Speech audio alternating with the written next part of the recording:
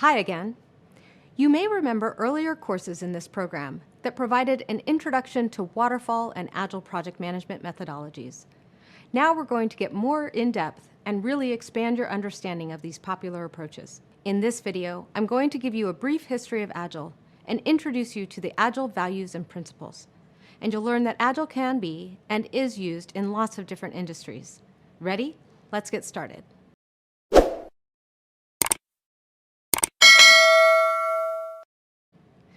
To quickly review, waterfall is a popular project management methodology that refers to the sequential or linear ordering of phases. You complete one phase at a time, not proceeding to the next until it is done. Then, you move down the line, like a waterfall, starting at the top of a mountain and traveling to the bottom. The term Agile refers to being able to move quickly and easily. It also refers to flexibility and the willingness and ability to change and adapt.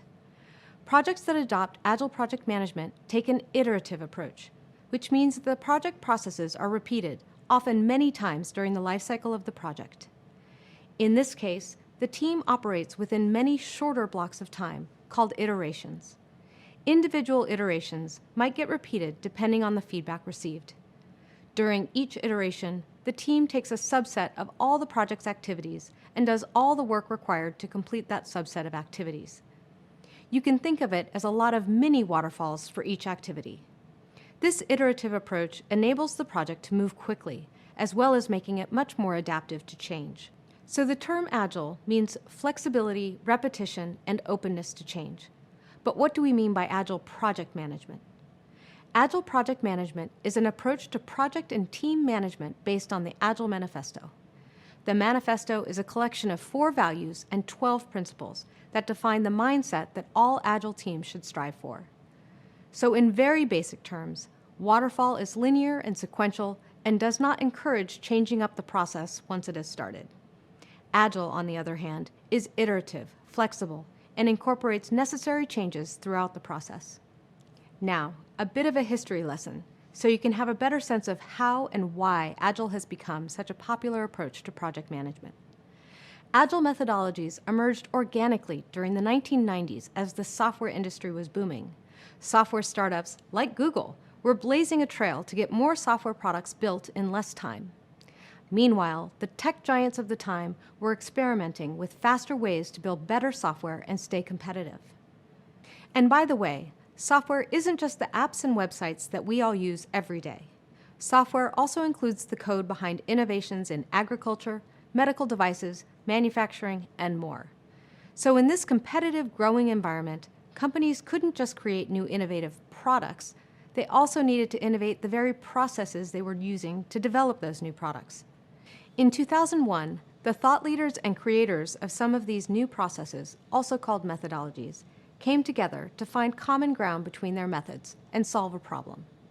The problem, they agreed, was that companies were so focused on planning and documenting their project that they lost sight of what really mattered, pleasing their customers.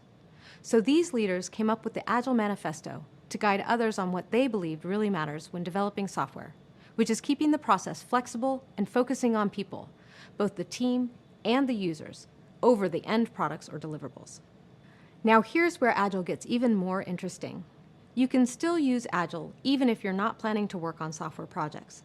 Agile has been so successful in the software industry that its values, principles, and frameworks have been applied to nearly every industry. In fact, the Agile methods that you're going to learn also draw heavily on lean manufacturing principles that originated in Toyota's car factories in the 1930s. You'll also find Agile methods being adopted in the aeronautical, healthcare, education, finance industries, and even more. Cool, right? Agile is everywhere.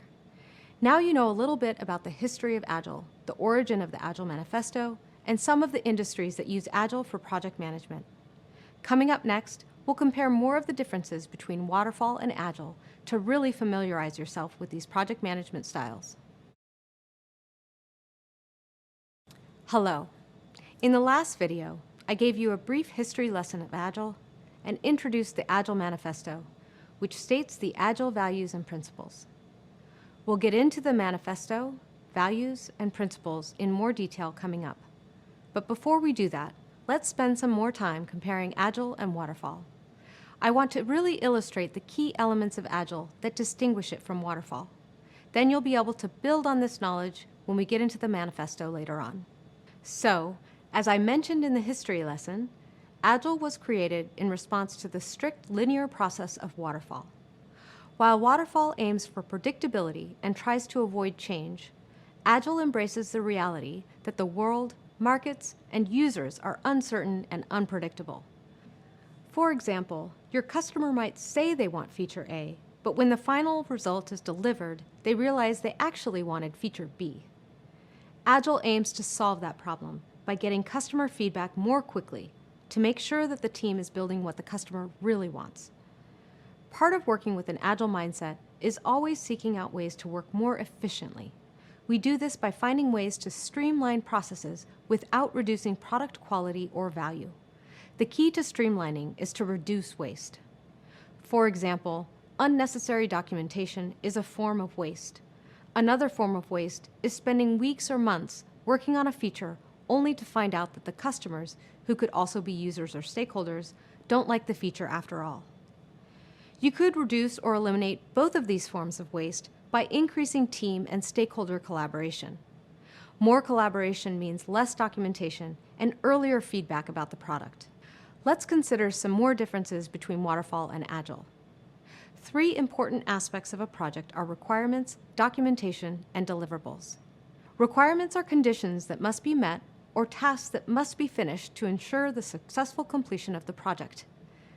Think of these as the set of criteria that fall within the scope of your project, or a list of specifications that must be met. In a waterfall project, you'll probably need a product requirements document, which lists the scope and requirements of the project. You need to have several formally approved project plans, and you might have a team of people whose job it is just to write and approve these plans. You might also set up a change control board, a formal and rigorous process to manage any changes to requirements. All this is designed to protect the team from building something that the client or stakeholders don't want, and aims to minimize any changes that could lead to scope creep. Formally approved project plans work well when the desired end product is known and understood. An example of this might be leading a project that has clear requirements and goals based on mandated regulation. But if that's not the case, a waterfall team risks building out an entire deliverable only to find out later that the customer doesn't like the final result. In Agile, requirements are treated as more dynamic and expected to change as the team receives feedback and new information. There is usually an initial set of requirements or feature ideas when the project kicks off, but that list of requirements and features is continuously growing and changing throughout the project. The team works with stakeholders to prioritize the requirements, always moving the most urgent or valuable items to the top of the list. Then, the team goes down the list, working on the requirements in iterations. By going down the list, the team is able to get feedback on their work quickly and frequently. At the end of each iteration, the team gets feedback and can make necessary adjustments to the requirements before continuing on. Okay, the second aspect is documentation. All projects require documentation. Project plans, stakeholder maps, schedules, charters, contracts, the list goes on and on. Waterfall projects use lots of documentation because there are lots of handoffs between phases and handoffs among different teams within the project. Also, because the work is done in bigger chunks, you'll need to leave behind more pieces of documentation at each stage in the project. But in Agile, there's an emphasis on real-time, person-to-person conversations. This doesn't mean that there's zero documentation. It's just in a different form. Instead of big formal documents with a rigorous change management and approval process, there are shorter documents that have just enough detail to achieve their purpose. These documents are much more focused on what the reader needs to know to get the job done and are written only as needed. Finally, let's explore deliverables. A deliverable is a tangible outcome from a project. In waterfall projects, you often don't release the deliverable until the very end. The final product release feels like a big event, major announcement, lots of hoopla, and is often super fun and exciting. Agile is just as exciting, but has smaller, more frequent releases. So each release has a less formal celebration, but it builds up to be just as exciting. When there's lots of uncertainty in a project, such as in a new emerging industry or market, the steady release of project deliverables enables an Agile team to get feedback and learn as they go. Without regular feedback, the team could end up delivering something that the customer doesn't want. So, now you have a better idea of some key elements of Agile that distinguish it from Waterfall. 3 differences between these 2 project management approaches are the way each one deals with requirements, documentation, and deliverables. Follow me to the next video, where you'll get to know the Agile Manifesto up close and personal. Hi there. Now that you're more familiar with the history of Agile and how it's applied to project management, let's discuss the inspiration behind this Agile movement, the Agile Manifesto. In this video, I'll list the 4 values of Agile and describe how each Agile team needs to strike a balance between the 4 values. Being familiar with the Agile Manifesto will help you understand the core principles and values of Agile project management, so you can put them into practice on a project. The Agile Manifesto was written in 2001 and brings together the collective wisdom of the people who developed it from their vast experience and thought leadership in the tech industry. If you'd like to find the manifesto, it's easy. Just type in agilemanifesto.org in your search browser. We've made it available for you here in the course readings as well. Let's check it out. The Manifesto for Agile Software Development states, "We are uncovering better ways of developing software by doing it and helping others do it. Through this work, we have come to value individuals and interactions over processes and tools, working software over comprehensive documentation, customer collaboration over contract negotiation, responding to change over following a plan. That is, while there is value in the items on the right, we value the items on the left more." There you have it, the Agile Manifesto and the 4 values of Agile. It's a short list, but it packs a punch. The manifesto is saying that it's helpful for every Agile team to think about both sides of each statement during the execution of a project, but should find ways to ensure that they're always placing more value and emphasis on the things on the left over the things on the right. From the 4 values, a set of 12 principles were developed that reinforce the message of the manifesto. These values and principles inform the why, how, and what of Agile project management planning and processes. Let's take it from the top. First, the manifesto emphasizes individuals and interactions over processes and tools. At its core, this value stresses people communicating with each other over using lots of processes and tools to force things to happen in a certain way. For example, have you ever emailed someone with a question and ended up in a long back and forth exchange due to simple follow-up questions or clarifications? Chances are that you could have gotten the same information in less time with a brief conversation. Agile wants to ensure that teams work together, collaborate, and help each other achieve the best outcomes they can. Agile also values individual perspectives and creativity. This does not mean that every team is chaotic. The value just means that processes and tools should be used to facilitate and drive good project management and improved collaboration within the team, and should never be used as a barrier to teams working well with each other. The second value emphasizes working software over comprehensive documentation, meaning that teams should prioritize spending time working on things that actually create value and avoid spending any more time than they really need on debating, writing, and reviewing documents. Now, this value might seem like it only applies to software projects, but just replace the term working software with whatever your project is trying to deliver. Maybe the project is writing a legal brief, designing an office layout, or preparing a sales presentation. Whatever your project is trying to deliver is the thing that creates value. In other words, it's more important to deliver the product the customer wants than to comprehensively document the process that you used. On to the third value, customer collaboration over contract negotiation. In Agile projects, the customer satisfaction is considered the highest priority of building a high-quality and valuable product. After all, if it's not valuable to the customer, then there's little point spending time on it. When the manifesto discusses contracts, it refers to the official documents that require sign-off and formal agreement with the customer, such as those huge requirement documents or formal change requests. Agile values having the freedom to collaborate with customers early and often. In doing so, teams can quickly react and adapt to what customers need rather than waiting out the process of negotiating contract terms just to make a few changes or request resources. There will still be contracts with Agile project management, but the focus is on identifying what's really needed and leaving space for collaborative, customer-focused work.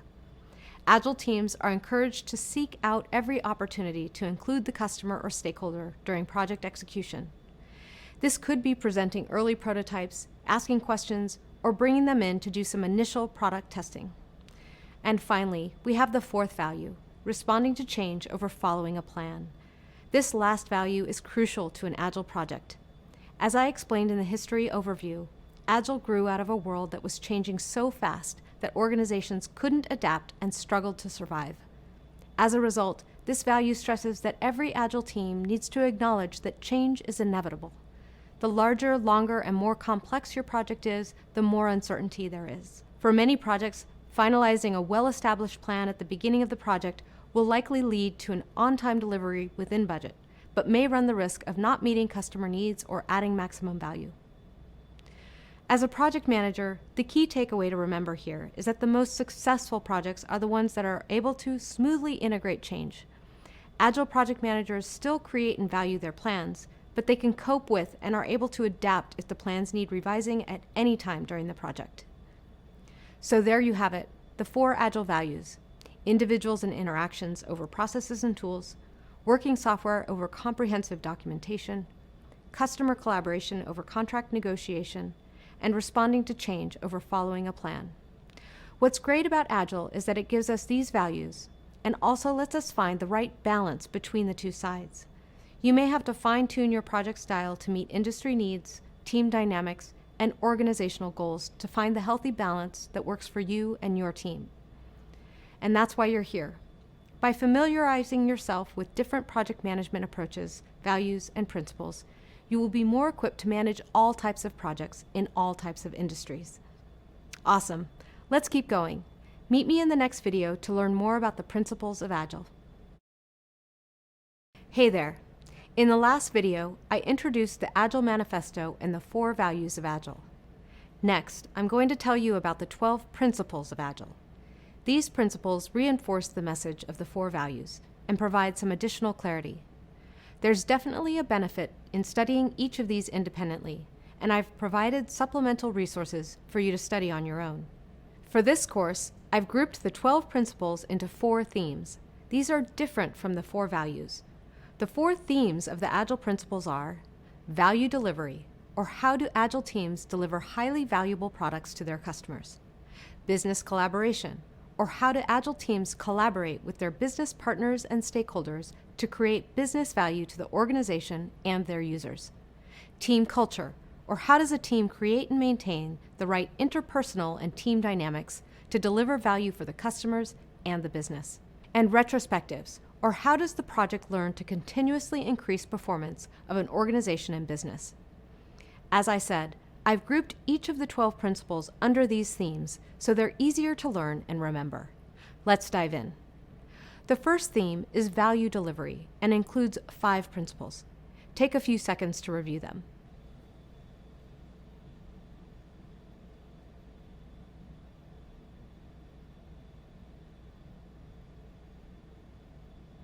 This theme is about delivering the work as quickly as possible. And remember why? So that we can get feedback and mitigate the risk that we spend too much time building the wrong thing. Also, no one gets any value from your work, including your company, until you deliver it. So the longer you take to deliver, the longer you wait to get revenue, and maybe the more time the competition has to get ahead of you. These may look very software-oriented, but if you replace the word software with deliverables or solutions, these can apply to almost any project. For example, deliver working solutions frequently. See? The value theme is also about simplicity. How much time do you think it takes engineers to add all the buttons and features to products that ultimately end up confusing the user? Simplicity allows a team to focus and work on the things that matter the most. An example of this theme in action might be prioritizing getting feedback on a product prototype so you know which features really matter. Or it might mean ensuring the team only works on approved features and doesn't spend time on unnecessary ones. Another example might be reserving 10% of the team's time to work on bug fixing or polishing a process, which should help you go faster in future iterations. The next theme is business collaboration and includes 2 more principles.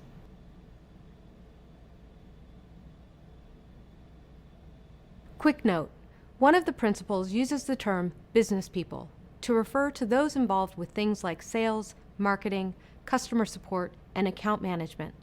We'll use the term developers to refer to those who are involved with making and creating products. Okay, so we discussed customer collaboration during the values discussion, and here we are again. Collaborating with your customers helps the team get critical business information immediately, allowing them to adjust and adapt to any new information instantly. No matter if it's realized early or late in the project, customers will get what they want to achieve their business goals. You could achieve collaboration by making sure that business people work near the development team, ideally in the same office or virtual space. If that's not possible, maybe co-locating a day a week, encouraging instant messaging, or blocking off time on your team calendars each day or week to collaborate. The goal is to enable easy access between business people and developers. Another example might be how you handle feedback and changes in priorities. Rather than trying to keep the customer away from developers due to concerns about scope creep, create a weekly huddle where customers and business people can explore feedback and new ideas with the team. This could be a great way to discover that one really valuable feature is super easy to build, whereas another feature the users thought would be easy is actually really hard. Our third theme is team dynamics and culture, and includes 4 more principles.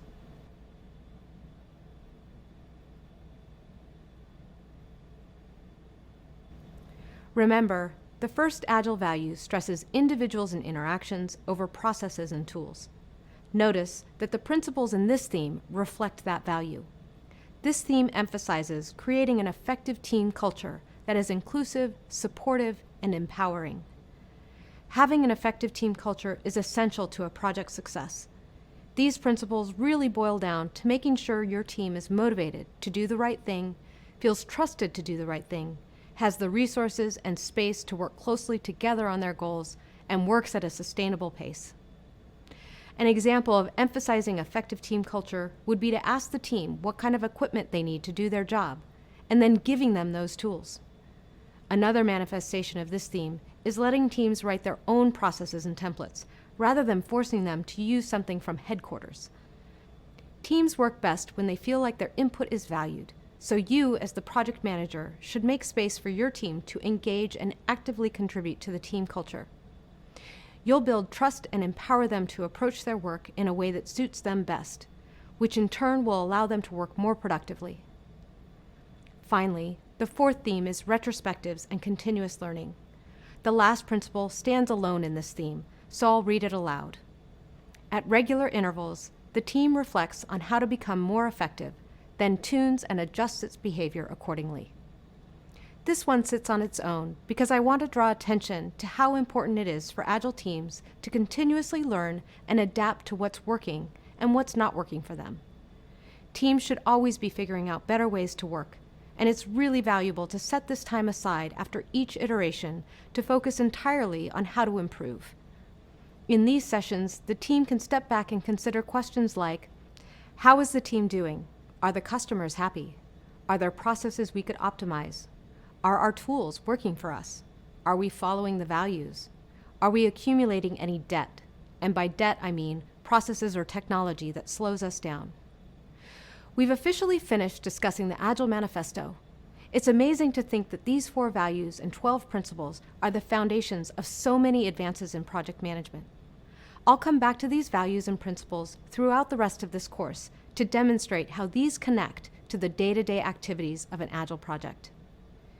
In the next video, we'll explore what types of industries benefit the most from an Agile approach. Hi there.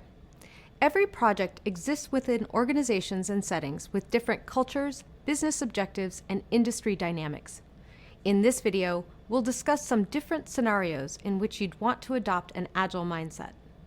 I'll also introduce you to a concept called VUCA that can help you decide which management approach is best for your project. Remember, Agile is about delivering value in a world with high degrees of uncertainty, risk, and competition. It sets a team up to react as quickly as possible to new information, new market opportunities, and even new technologies. Agile works best in industries or projects that are susceptible to or that encourage change and uncertainty. What kinds of businesses or industries besides software come to mind that deal with lots of change? A few that I think of are biotechnology, with emerging vaccines, treatments, and technologies. Media, with endless new ways to share content. The food industry, with celebrity chefs and the latest food craze. And fashion, an industry built on keeping up with shifting trends. Did any of these surprise you? On the flip side, here are some industries that you might think of as fairly stable: agriculture, aerospace, manufacturing, and mining. But even these industries, with rigorous supply chains and codes, have to adapt to change due to new laws and regulations, natural disasters, and other unforeseen issues. One thing that the year 2020 taught all of us is that no industry is truly immune to change and uncertainty. We're going to explore a concept for categorizing and thinking about these forces that shape our world, no matter what industry we're in. That concept is called VUCA, and it can help you decide which project management approach is best for you. The U.S. Military War College developed a concept called VUCA, spelled V-U-C-A. VUCA is an acronym that defines the conditions that affect organizations in a changing and complex world. It was designed to help us factor in the forces of change and uncertainty in our projects and businesses. VUCA stands for volatility, uncertainty, complexity, and ambiguity. I'll explain each one and what that could entail in projects and business settings. First up is volatility. Volatility refers to the rate of change and churn in a business or situation. In a volatile project, you would discuss how the next disruption to your operations is always right around the corner, or it feels like things never have time to settle into a normal rhythm. Next is uncertainty. Uncertainty refers to the lack of predictability or high potential for surprise. In an uncertain environment, it would be difficult to create plans for the future that were not based on a large number of assumptions that could turn out to be incorrect. Then there's complexity. Complexity refers to the high number of interrelated forces, issues, organizations, and factors that would influence the project. For example, if one product being worked on relied on diverse and global suppliers, that would add to the complexity of the project. And finally, we have ambiguity. Ambiguity refers to the possibility of misunderstanding the conditions and root causes of events or circumstances. A project that suffered from ambiguity would have difficulty pinpointing the causes of project delays, making it difficult to design mitigation plans to reduce the risks. Let's recap. VUCA stands for volatility, uncertainty, complexity, and ambiguity. It's a concept that was developed to deal with these forces in a changing and uncertain world. Businesses can apply the concept of VUCA as a tool for determining how best to approach projects. Phew, that's a lot of info, but it's all good stuff. Having an understanding of these concepts will help with decision-making in all kinds of projects. Adopting an Agile approach increases your chances of success despite this uncertainty. And these concepts apply to the business world at large, not just projects. Let's take a little break. Then we'll wrap up this section by checking in with Office Green, the example business for this course, to find out how they can apply these new concepts from Agile and VUCA to a new project. Welcome back. In the last video, I taught you about VUCA. Can you remember what it stands for? Volatility, uncertainty, complexity, and ambiguity. Great! In this video, we'll examine a project scenario with high VUCA parameters and how the Office Green team applied an Agile approach. Now, let's discuss why it's important to understand VUCA as it relates to project management. When we get started on a new project, it's helpful to examine the environment and conditions in which the project exists before we decide the best approach to use. if your project environment has high levels of volatility, uncertainty, complexity, and ambiguity, then it's a good sign that you should consider an Agile approach. While an Agile approach is not a perfect solution that will get rid of VUCA, it will lead to better outcomes by giving you and your team tools and systems to mitigate the risks that VUCA presents. When you consider Agile values and principles, it's clear that Agile is a proven and well-documented solution to the challenges VUCA presents to your project. Okay, let's revisit the office green scenario we introduced earlier in the program. We'll use this scenario throughout this course as well to illustrate the power of an Agile approach to project management. If you're just joining us now, I'll give you a quick recap. In previous courses, learners acted as the lead project manager at Office Green LLC, a commercial landscaping company focused on interior plant design for offices, restaurants, and hotels. For this Agile course, we'll come back to Office Green as they pursue a new business opportunity. The Office Green market research team noticed a major shift to more workers setting up and working from a home office. They wanted to react fast to a potentially huge market opportunity and not lose revenue if businesses had less need for their previous office service. Instead of offering indoor landscaping designs for businesses, Office Green wants to find a way to capture this new market full of home offices. I don't know about you all, but I have a hard time keeping plants alive. I can't keep a cactus alive, but I love all those video conference backgrounds that are so nicely decorated with beautiful live plants. This shift to working from home came about suddenly, so Office Green didn't have any project plans to start from. They didn't have time to do a lot of prep work, but they wanted to maximize this opportunity before it was too late. To do this, Office Green assigned you to be the project manager of a scrappy new Agile team. Your goal is to deliver their new service called Virtual Verde. What environment did Office Green face? Volatility, uncertainty, complexity, and ambiguity. They experienced volatility in the form of a major disruptive change to their business plans. Uncertainty through a lack of predictability, which made it difficult to create concrete plans for the future. A high level of complexity due to interrelated factors like suppliers and the economy, and they experienced ambiguity by not being able to determine or control what might cause future changes. By using an Agile approach to their project, Office Green was able to address high VUCA factors that were affecting their business. Instead of business slowly or quickly eroding due to market forces, Office Green embraced the changing market and remained flexible in how they approached their next project. We'll follow along with Office Green and your work as a project manager of Virtual Verde throughout this course and find out how you do.